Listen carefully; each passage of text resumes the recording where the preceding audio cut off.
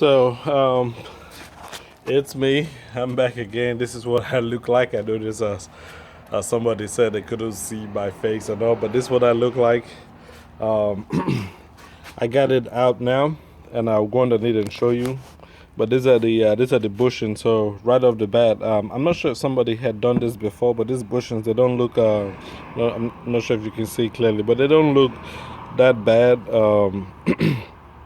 Like I said, when I was taking it out in my earlier video, which I'm gonna have the same title for the videos and just call this part 2, but it was pretty snug in there, and this was how it fit. I'll have to go back and look at the video to see if it was actually facing the rear of the vehicle. So when you put it in, this is the front of the vehicle and all. What the specs is saying is this slit right here, this horizontal slit, because this is going to fit into the sway bar like this underneath the vehicle. So this slit, they said, should be facing back towards the rear of the vehicle on both sides. So when you put them on and all, and it's a real simple fix. But I just want to show you guys the difference. Now, when you have the sway bar, when I had this in, there was a little flange from the sway bar itself that sat on this side, holding it in. But if you look at the Moog, if you look at the if you look at the Moog part, it has a flange. See, it has a flange right here, and that helps to prevent any kind of vibrations and all.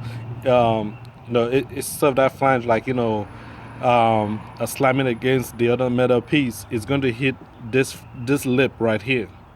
I think that's a more stable fit. Plus, it prevents any kind of movements. And again, this is the left side, and you can see it will help to really prevent any kind of movement.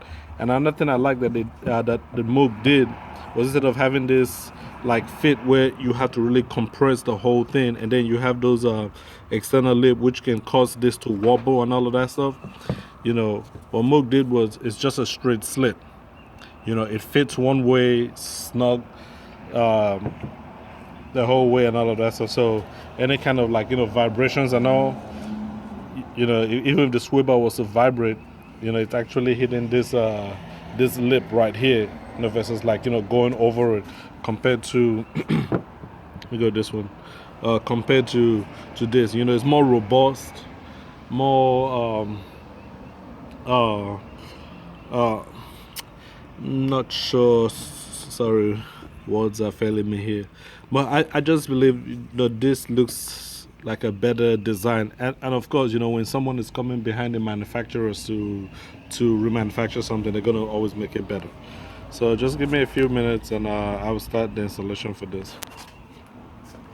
Well, before I completely go, let me show you guys what it looks like. So that is the sway bar. There's a sway bar right there, and it does slide up all the way down. I'm just going to take this minute here before I start. Better just do everything once. And I'm trying to make this as thorough as possible, and just to let you guys know, so this is the right side of the vehicle. This is the front right side, and this is going to sit on this side right here. So that was where I took it out from, and this was the lip. This is the metal piece that I was actually telling you guys about. Now when this is what it's if you can use your imagination, I know this is what it looks like, right? When you take the Moog, you put it up, you see that lip protection right there. You see it has very good lip protection against this, vibrating back and forth and all. You when you put it back on the bracket up here, that this lip right here is not going to hit nothing up here. It's always going to hit this bushing. So you guys just give me a minute. I just need to get all my stuff on. I would say, inspect this. Mine doesn't look too corroded and all. Like I said, it looked like somebody replaced this. I just didn't know if maybe they just didn't do it right when they did. But if you can clean this out, clean your sway bars when you're going to put the new bushing. You don't want no rust start scratching the inside of the bushing and wearing it out prematurely. Some people use like a fine grit sandpaper and just sand it down, make it all shiny. Mine doesn't look too bad, but I'm still just gonna wipe it down, clean out any metal or shavings or dirt and all of that.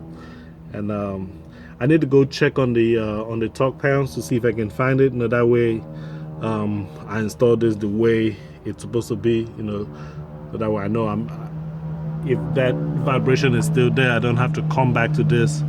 I can just I can move on to something. I'm just looking at the suspensions and all, and while I'm here inspecting some of the bushings and all, just to make sure.